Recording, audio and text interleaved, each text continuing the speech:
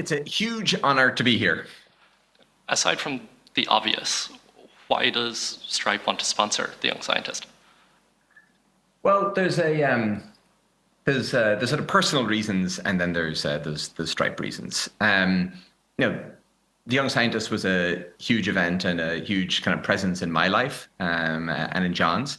It was the first time I think that we school is great, but it's a prescribed set of train tracks, right? Yeah. And it's hard to do something wholly unorthodox. And the Young Scientist was the first time where I feel like I had the chance to do something of my own volition, something that I thought was interesting, just for its own sake, and then to have other people take it seriously. And that was just for me that was a very big deal. And so I feel it changed my life. I don't think I'd be where I am without it. It's because of the Young Scientist that I had the chance to first travel to the US back in 2005, and then everything kind of followed from that. And then from a Stripe point of view, I mean, we work with the most innovative people and innovative companies around the world, and we, it's the most fun and rewarding part of Stripe. And we think that Ireland has so much potential. And so it's why we do immersive software engineering at UL. And if anyone in the room is not familiar with it, you should check it out. It's a great course. It's why we're so excited to work with Patch. And it's why we're here at the Young Scientist. I think that Irish talent and Irish people compare very favorably with any other country, any other place in the world. I've traveled a lot around the world, and I now say that with conviction and confidence. And so for us, it's a huge honor to be able to support it. Amazing. I think having gone through it myself, I can relate to a lot of that. One thing you did do that unfortunately I didn't is you won the Young Scientist a number of years ago, but you entered twice. You won on your second time. What did you change between those 2 years? Well, look, there's always, I'm sure, some amount of luck, but I definitely worked harder the second time. Like the first time, I didn't know anything about it. I didn't really know what to expect. It was kind of hard to calibrate. And the second time, I feel like I had a better sense for what the standard was. And it's I think in many things, hard work is not sufficient. In that there are lots of other factors that go into success, including luck. But in most domains that I've looked at, I think it is necessary. And second time round, I worked really hard. Yeah, cool. And like, you do seem to deeply care about science, both from your own work and supporting it as well. You've been working on removing bottlenecks with the ARC Institute, which hopefully you can tell us a bit about, and FAST grants. So across this theme, like what is the problem you see or that you're trying to solve by supporting these things? Sure. So, Stripe works, as you just heard, in software, technology, and financial services, but I love science. And, when I was in school, I thought I'd become a scientist. Fast Grants was a project that we started during COVID to rapidly distribute funding to scientists who are trying to repurpose their work for things relevant to the pandemic. And we started because the traditional legacy institutions, the funding bodies that would normally support this kind of work, they were sort of too slow to adapt. And so the premise of Fast Grants is we made funding decisions in 48 hours rather than in the months that one of these existing bodies would normally take. And we ended up funding a bunch of work that ended up, I think, being quite important. I mean, my favorite one is, in the beginning, we were getting these, the swabs, tickling our brain cells. One of the projects that Fast Grants funded showed that saliva tests work just as well. And so we were able to switch to those. And then the ARC Institute, which I founded with my wife, who, by the way, I met at the European Young Scientist competition, is a non-profit organization focused on biology, and there's kind of two ideas behind it. One, we're trying to bring the possibilities of AI to biology, which requires kind of different ways of organizing. And then secondly, we're trying to cure a complex disease. We don't have time to go into all the details, but you can kind of divide human diseases into three categories. There's infectious diseases like COVID, the flu, the cold, whatever. There are monogenic diseases, they're called, like Huntington's. There's like one genetic variant. You can screen for those. And then pretty much everything else is a complex disease. There's some interaction between the environment and your genes, and it's some complicated process. So most cancers, most neurological diseases, most autoimmune diseases, etc. Humanity has never cured a complex disease. We've worked really hard. We've made amazing breakthroughs in medicine. We have never cured a single complex disease. And so with ARC, obviously don't know if we're going to make any, if it's going to work, but the goal is to try. And we started it 4 years ago. And so, check back in year 10 maybe, and we'll be able to give a proper update. Great. I'm very thankful for the saliva tests, by the way. So outside of the complex diseases and the immediate work that the ARC Institute is doing, are there any big scientific or technological challenges and that you find yourself kind of excited about solving?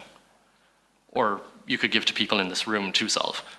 Look, there's so many. I think the thing that's so the sort of the mental model that I had, when I was in school was, we kind of understand all the things, and it's really fun to learn about them and to maybe come to understand how our understanding developed. But we've largely sort of checked the boxes. Whereas when you get deeper into it, I think that it's much closer to we don't know anything. We don't know why people sleep. We don't know how sleep works. Just one of the most basic phenomena in the existence of humanity. We spend a third of our time doing this thing, and we don't know what's going on. I was recently thinking about thunderstorms, and I just realized that I didn't have a great understanding of what exactly is going on in a thunderstorm. And as you dig into it, you realize, you start reading some papers, we don't really know exactly why thunderstorms form. And we can say all these things about static electricity and lightning and all the rest, but if thunderstorms didn't exist, we don't know enough to predict them. So I think the right mental model is sort of much more this beginner's mind. Humanity is still much closer to the starting line. It's bad news in the sense that if you the cold, we haven't solved the cold, one of the most basic afflictions of our existence. So it's kind of bad news that we're still in the starting blocks. But then the good news is, if you're ever worried, well, all the big problems have been solved. No, absolutely not. Nothing's been solved. Everything is still in play. Cool. Yeah, having grown up in Limerick and spending a lot of time in Ireland, are there any when you look or you dig into papers, are there any underrated Irish scientists or inventors or technologists that you think we should know about? Well, the one I've been thinking about recently is the, I don't know if this is a formally agreed upon term, but let's just go with it, the Irish Enlightenment, and in particular, the Irish economists and thinkers before Adam Smith. And I think you can make a pretty good claim that the Irish thinkers, economists, maybe 1700 to 1776, when Adam Smith published Wealth of Nations, were the leading economists in the world. And a lot of the most foundational ideas. So Richard Cantillon, Irish, he devised the word entrepreneur.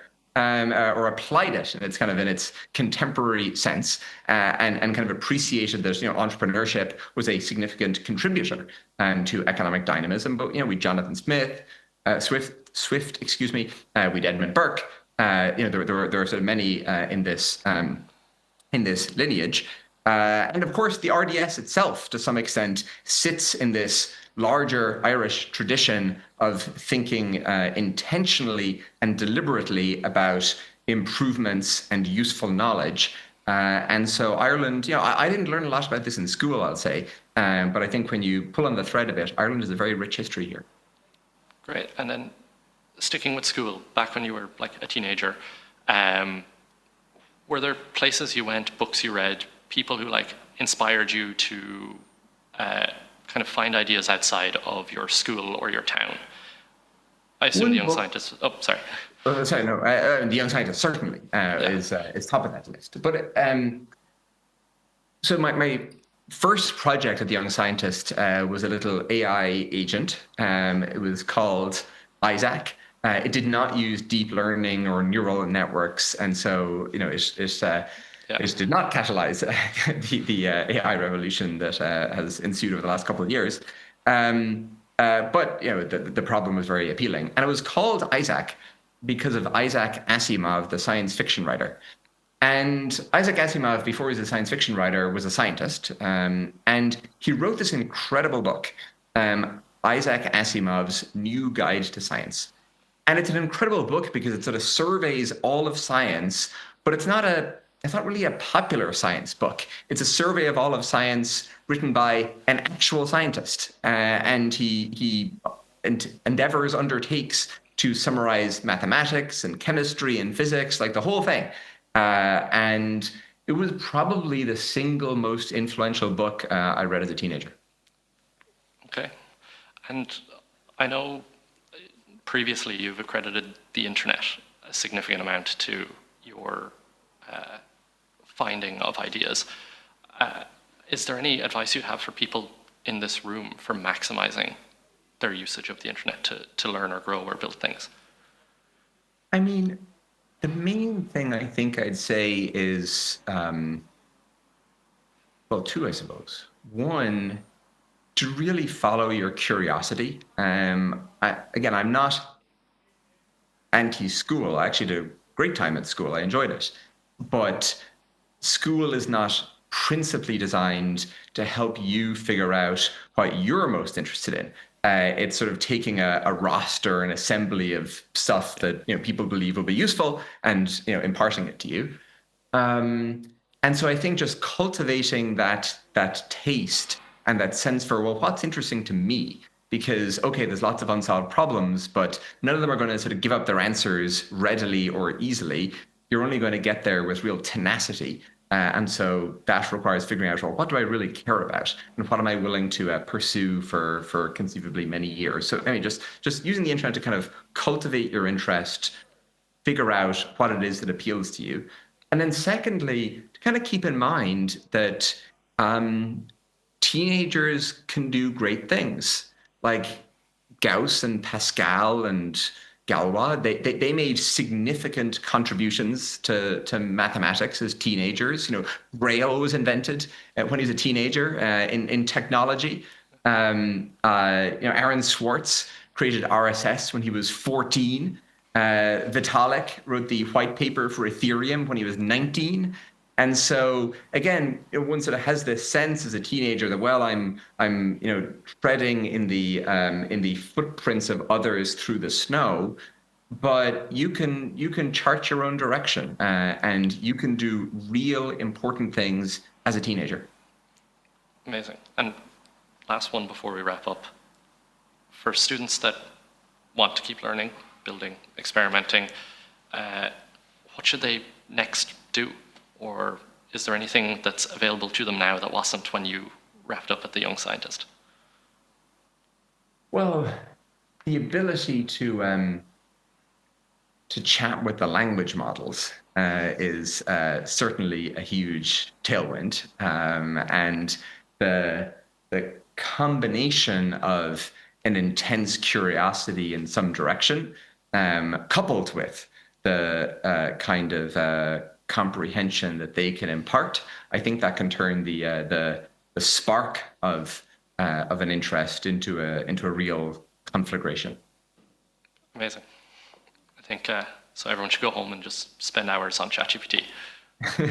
Well, it's one dimension, one component of I think coming to understand a new area in substantial depth. But I think the main thing is just this idea of figuring out what you're interested in and then setting your sights high. You can do great work. That's a great note for us to end on. And back to main stage.